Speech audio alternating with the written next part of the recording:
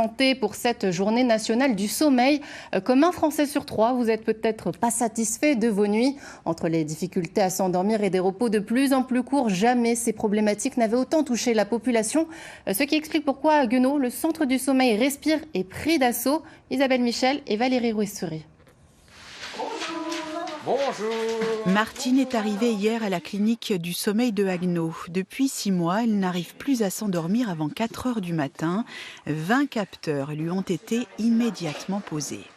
Je me tourne, je me retourne, pas moyen de...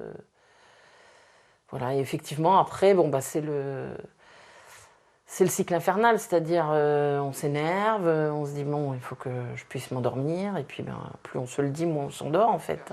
François, lui, souffre d'hypersomnie. Ça fait 4-5 mois que j'arrête pas de dormir quand je suis terriblement fatigué. C'est dans cette salle que les résultats des capteurs sont analysés. Électrocardiogramme, oxygénation du sang, respiration, en plus des caméras installées dans les 12 chambres.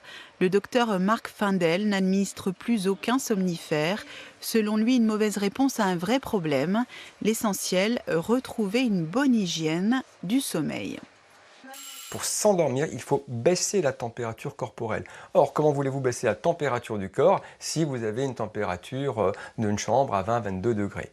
Ce qui veut aussi dire que le sport, surtout le sport un petit peu agressif ou tonique le soir, est plutôt à proscrire. À proscrire également les écrans avant le coucher. Et bien sûr, la pression que l'on se met à soi-même pour bien dormir.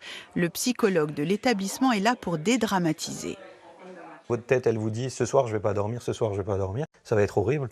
Prenez ça et vous le chantez sur n'importe quel air, ce que vous voulez. Vous allez commencer à en rigoler. Et du coup, si vous rigolez, il n'y a plus d'anxiété en fait. Une personne sur 2 est aujourd'hui concernée par des troubles du sommeil. Et ce vendredi marque la journée du sommeil, mais aussi du recyclage. Chaque année, les Français achètent 700 000 tonnes de textiles.